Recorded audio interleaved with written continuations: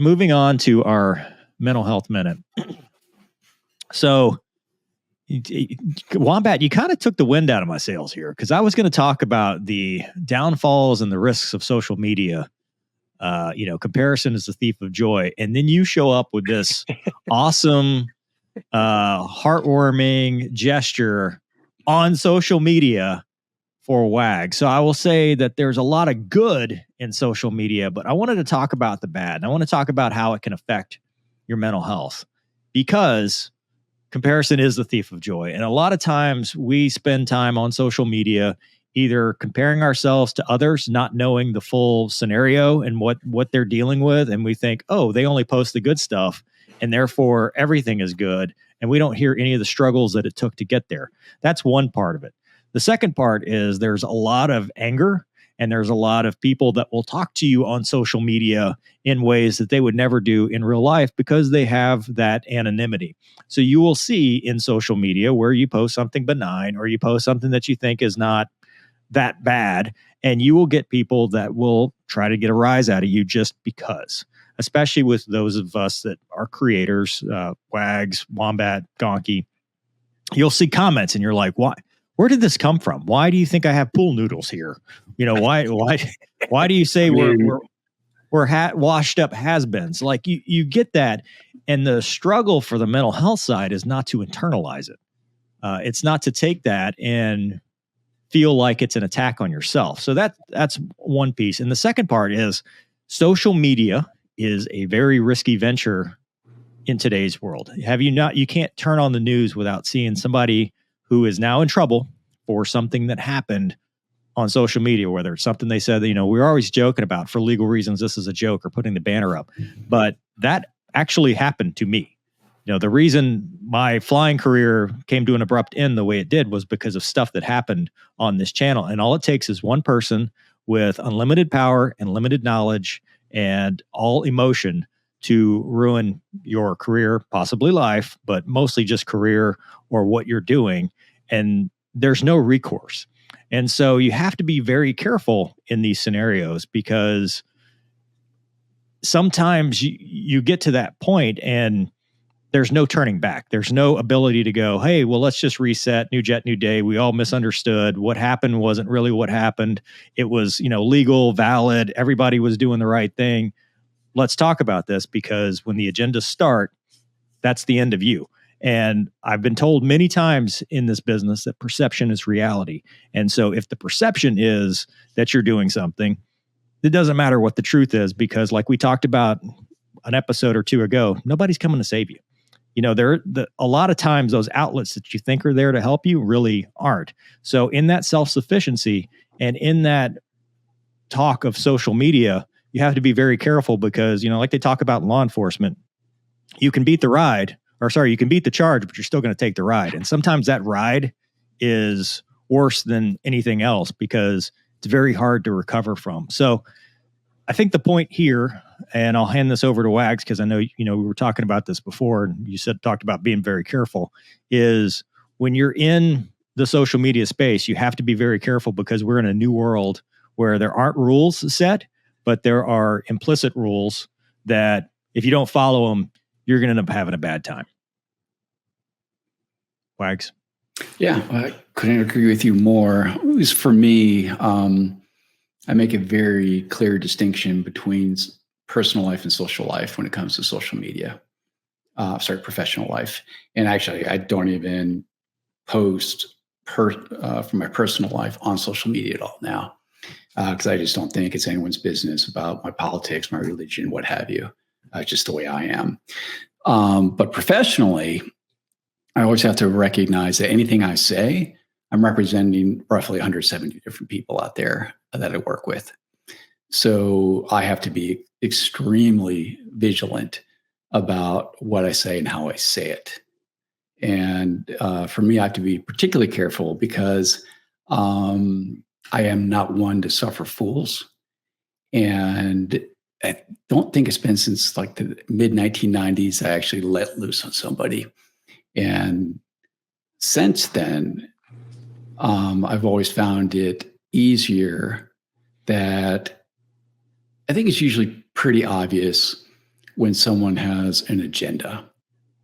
And if the agenda is not to be helpful or trying to work with me or the company, I just tend to disengage at that point.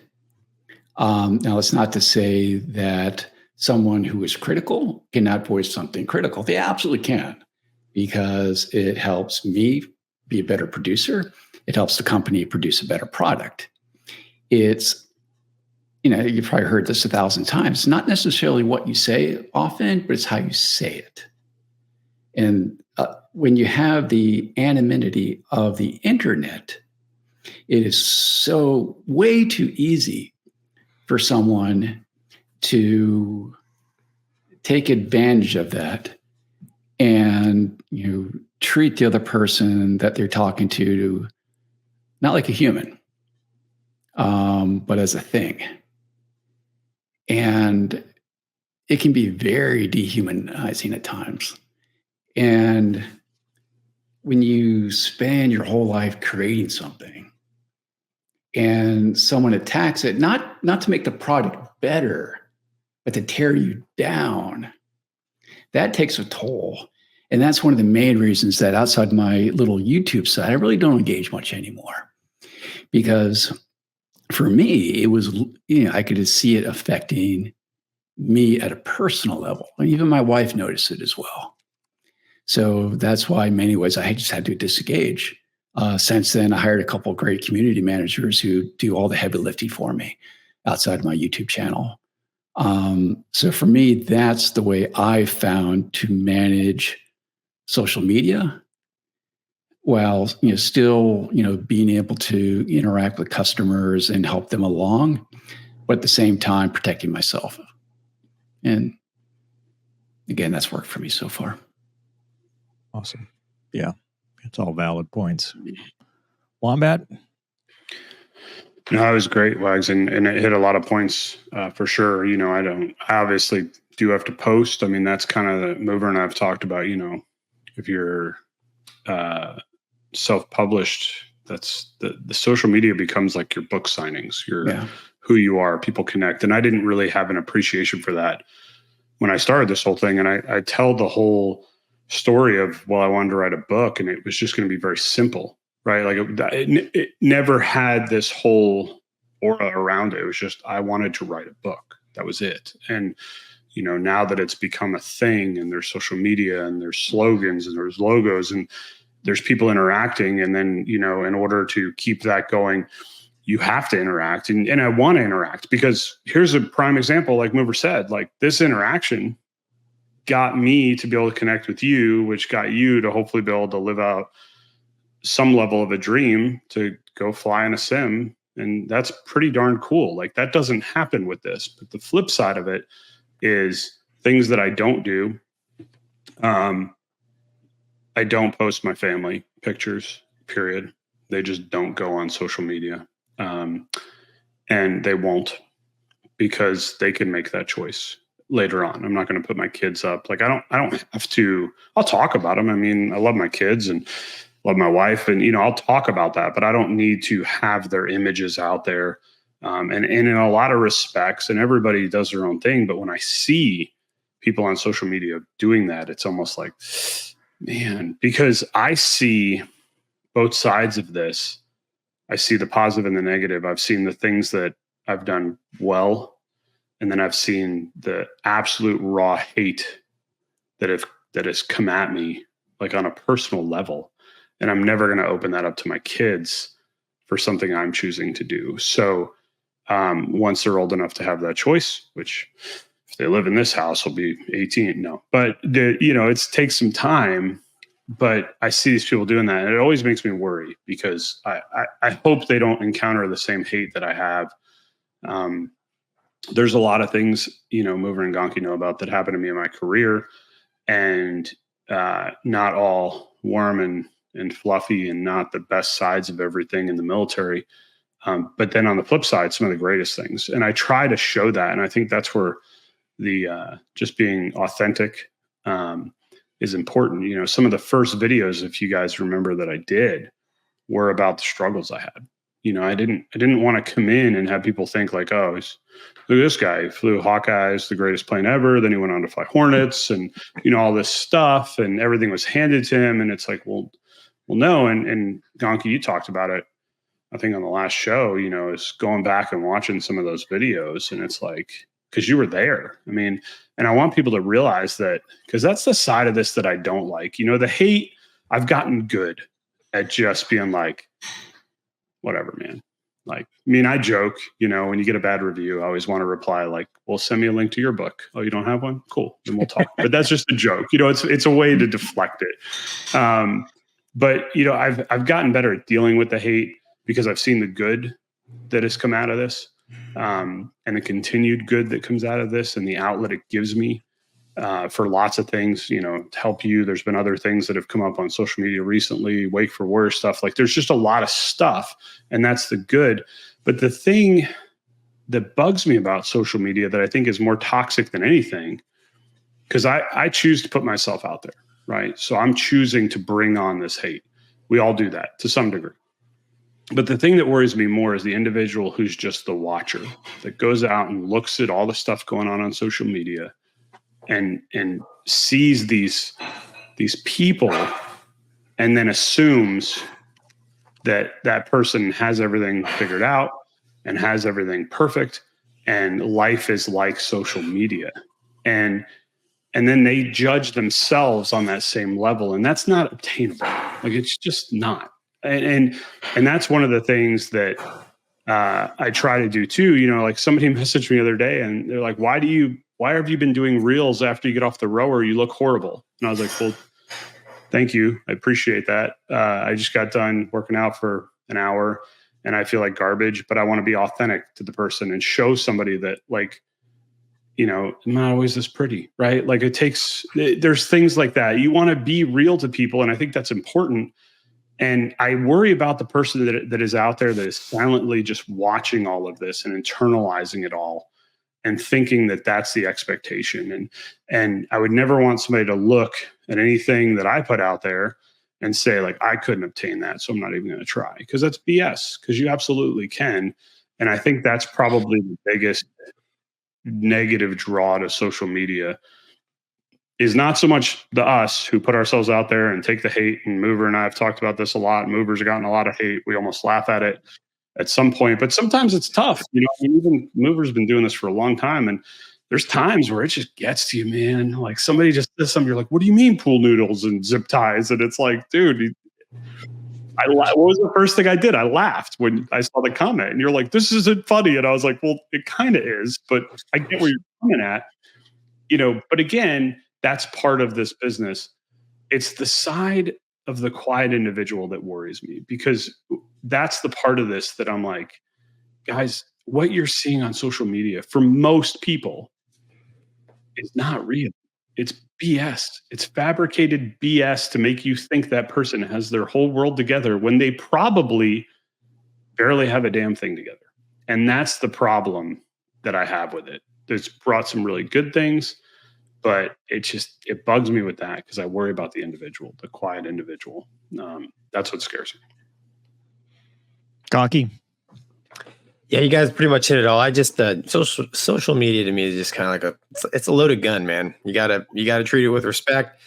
You know, I grew up all over the world, and when social media first kind of came out, you know, I was on it just to really keep tabs of all my friends from all over the place, which was cool. But then, you know, it kind of morphed into this, I don't know, just cesspool of just comments, you know, and you kind of get wrapped up into that. And then, you know, a couple of years ago, I just dropped it. You know, I'm kind of, you know, I love Wags's idea, you know, off personal, but for professional use, it does, you know, that's I think there's tremendous value in social media. It's not all bad. And I think in business and in helping people, it can be used very well.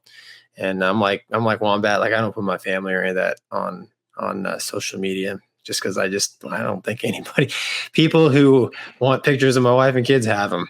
So, or who need them have them. So, but yeah, I just, you have to treat it with respect. And, you know, if it ever gets to you, Mover always says, call somebody. I'm just turn it off. Go talk to some of your real friends who actually know you. Run it past them. That's what we do here. Off the live, and then you quickly kind of you get through the emotion. You realize, okay, it's just nonsense. But that's all I got. Honestly, you guys hit everything. Douglas. I'm with Gonky. What Wags said and Wombat said, right on target. The only thing you're good too, Mover. Yours was garbage. you got me into the internet. I just Googled myself on the internet. That's the thing you should never do, right? Talking about ED and Googling ourselves tonight. I did.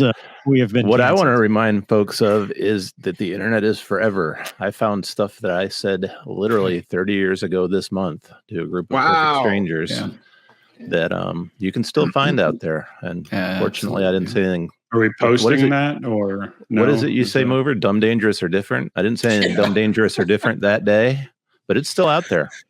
Wow. And I can still reflect on who you are personally and professionally 30 years later, folks. That's crazy. Absolutely. It is crazy.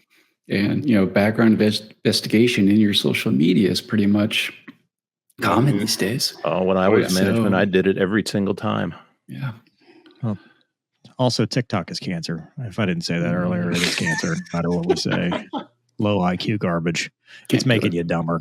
And you're giving all your stuff to the Chinese, so good luck with that. But, there's some important stuff. I mean, obviously, like Wombat said, when I first started this, I just wrote a book, and I didn't know what I was doing. And the perception from people in this profession, for whatever reason, is negative. If you write a book, fiction or not, they will think that number one, the book's about them.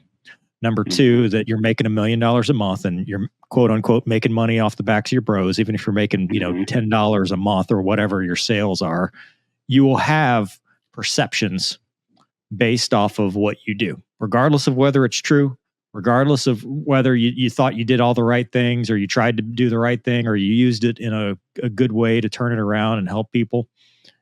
It can be negative just by its existence. So for those that are seeking to get into a profession, especially if you're younger, I would advise just to do what Gonky does and don't do it. Don't put yourself out there. Don't have your name. Because the other part to that too is you're 21 years old on TikTok.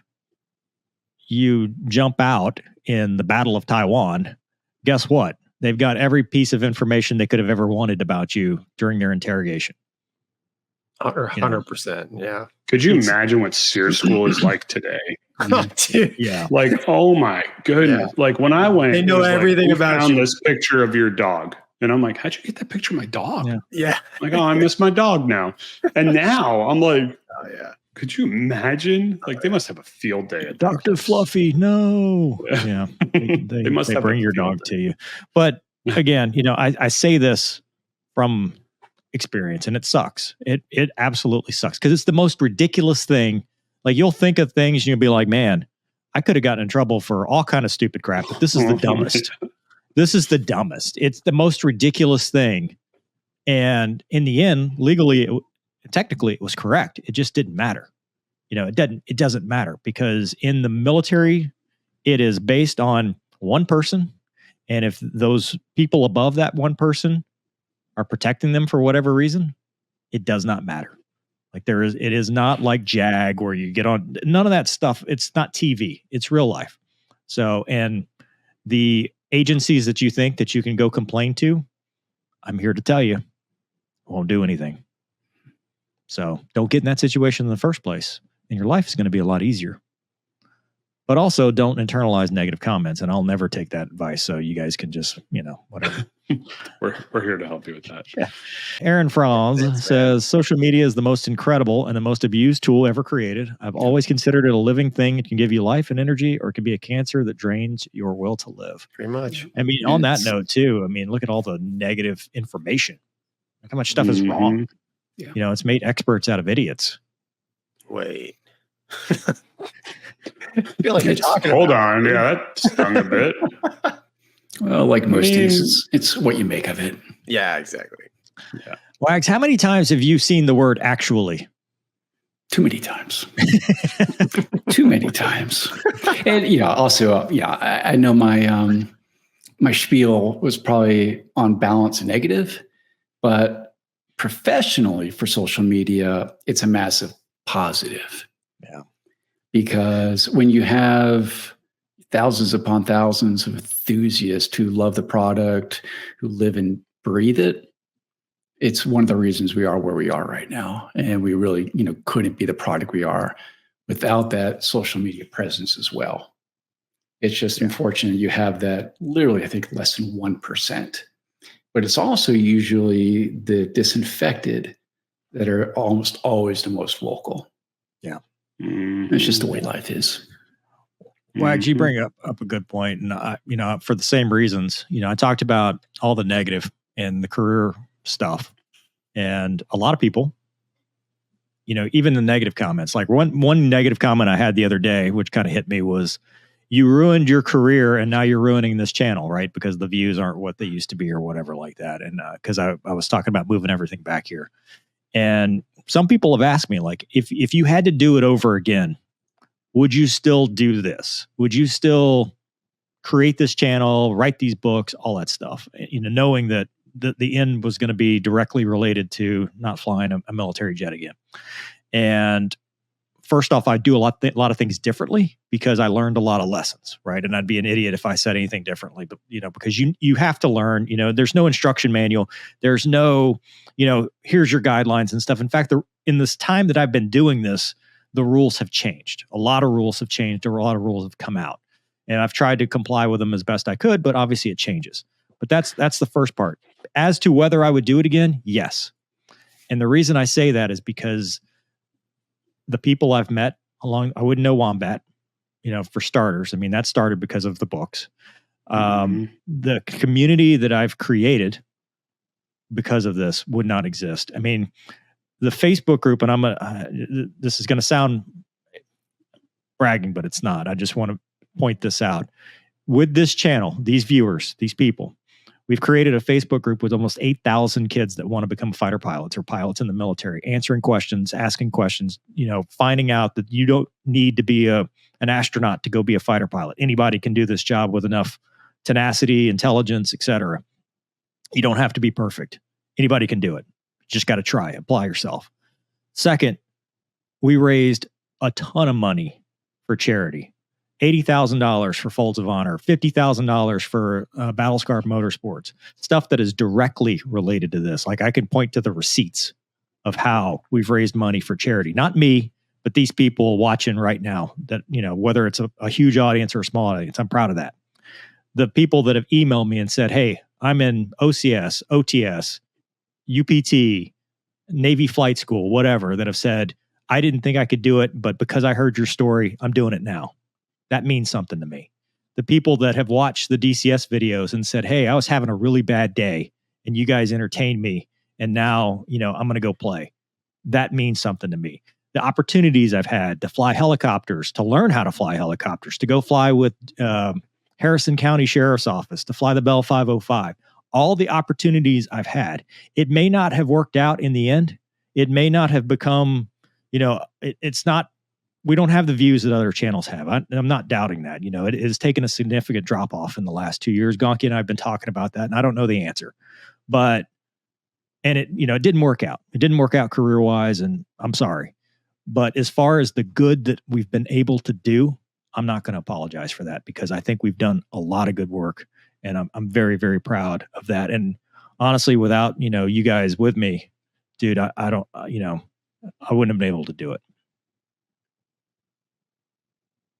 Well Why said. are you staring at me? 100%. Stop staring at me. No, it's well said. 100%, man. I mean, I think you're personally, and this may sound more like what we talk about after the show's over and you hit stop, but like, I think you're at a turning point, in my opinion, of this whole situation.